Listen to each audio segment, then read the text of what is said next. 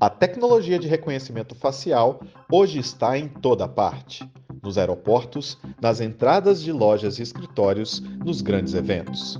E agora, começa a crescer o uso de reconhecimento facial como política de segurança pública. Nesse vídeo, você vai ver como funciona essa tecnologia e quais os riscos e ameaças que ela pode representar à vida das pessoas. Cuidado, você pode estar sendo filmado. Desde os grandes eventos que vêm acontecendo aqui no Brasil, Copa do Mundo, as próprias Olimpíadas também, a gente tem visto um movimento de estruturação, de um monitoramento nas grandes cidades com o uso de novas tecnologias ou as chamadas novas tecnologias, né? O reconhecimento facial é uma delas. Por que o reconhecimento facial tem contornos diferentes? É uma tecnologia que reconhece padrões faciais. O que são esses padrões faciais? Existem mapeamentos que são realizados por essa tecnologia de monitoramento em tempo real e ou gravado, né, sobretudo em tempo real, para pontuar se esses padrões faciais de fato batem, fazem match, conferem com os bancos de dados desses sistemas de reconhecimento facial.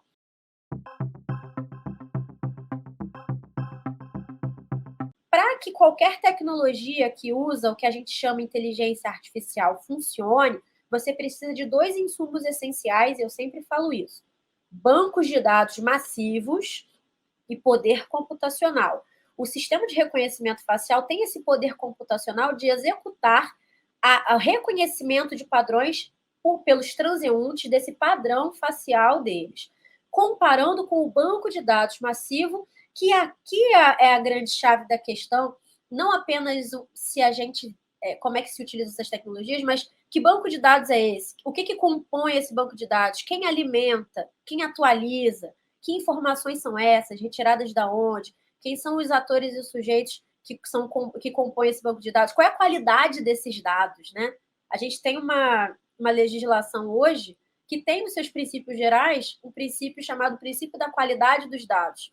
Só que no campo do setor público, sobretudo na segurança pública, a gente não tem uma, uma, uma capilaridade muito grande no acesso a essas informações para ser mais preciso, uma transparência muito efetiva. A tecnologia de reconhecimento facial ela tem um poder muito grande de terceirizar, de alguma maneira, os processos de tomada de decisão para abordagens policiais com o uso de uma tecnologia que supostamente afasta o enviesamento policial, quando, na verdade, o modo de funcionamento desse sistema continua anuviado, tanto os modos de contratação como a forma de operação desse sistema no poder computacional e os bancos de dados, sobretudo.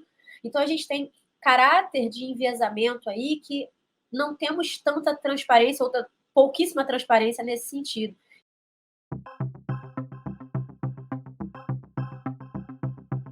Esses sistemas não são sistemas inteligentes, eles reconhecem padrões. E esses padrões, eles são baseados em um modelo de rosto humano, né? E que é o rosto humano branco. Basicamente, esses algoritmos eles são treinados com imensos bancos de dados que majoritariamente são construídos por pessoas brancas e a partir do treinamento, né, do aprendizado de máquina, esses algoritmos passam a reconhecer o rosto branco como o rosto padrão. E tudo aquilo que vai contra esse padrão, ele talvez não reconheça como rosto humano. Né? A gente viu, né, não exatamente em reconhecimento facial, mas em algoritmos de identificação facial, que é aquele que só identifica o que é uma face humana, como, por exemplo, o algoritmo que tira o nosso fundo e troca para uma paisagem ou para outra imagem, né, nesses aplicativos de videochamadas, a gente viu exatamente vários casos em que esse algoritmo não conseguiu identificar pessoas negras como tendo rostos humanos, né, e acabaram ou apagando o rosto dessa pessoa ou classificando esse rosto como o rosto de gorilas ou primatas. Né? Esses são casos que já aconteceram e que não tem muito tempo, inclusive, que ocorreram. Então, existe esse enviesamento por parte do aprendizado, mas existem vieses em várias outras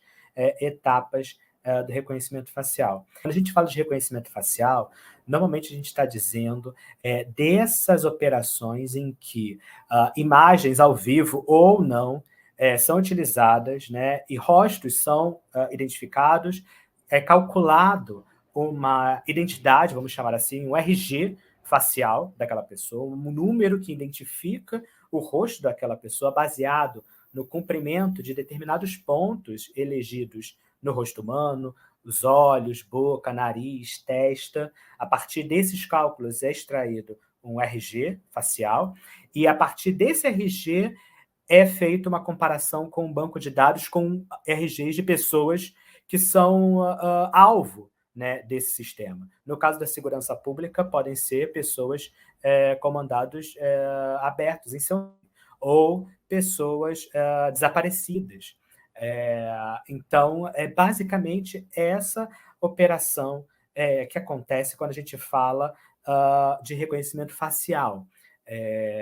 No caso de reconhecimento de pessoas ou reconhecimento fotográfico, né, como foi o caso do Michael B. Jordan, a questão é outra. A gente passa por um ramo que é o ramo do analógico, né? Tanto o reconhecimento pessoal quanto o reconhecimento fotográfico depende da vítima, né, ou da testemunha identificar aquela pessoa suspeita a partir de fotografias ou a partir de apresentação de uma fileira de suspeitos na sede policial.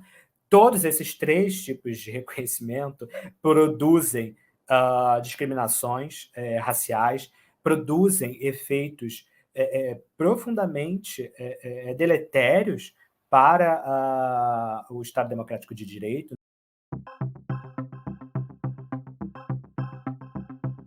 Nós vemos, inclusive, casos recentes de pessoas que ficaram presas por 12, 5 anos, porque foram reconhecidas erroneamente por meio de reconhecimento de pessoas, reconhecimento fotográfico, e eu não tenho dúvidas de que daqui a uns 5 anos nós vamos ter essas pessoas que foram reconhecidas erroneamente por reconhecimento facial, por meio de algoritmos, sendo encontradas, né, e contando as suas histórias de erros no uso dessas tecnologias. Essas tecnologias, elas, além, né, dos seus problemas de constituição, elas têm um problema aqui no Brasil, que é a falta total de procedimentos padrões, de regulação e de um compartilhamento, né, de padrões de uso desse sistema e também padrões nesse sistema, né? Quais câmeras, né? Qual tipo de especificação técnica, qual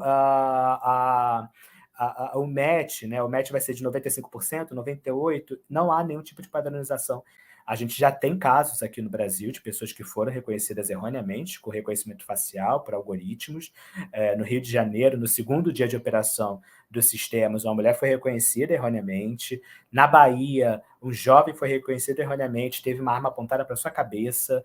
Agora, recentemente, no Distrito Federal, um senhor, inclusive, foi detido e ficou um tempo até provar sua inocência, perdeu emprego. A gente tem que falar sobre essas histórias e sobre esses efeitos.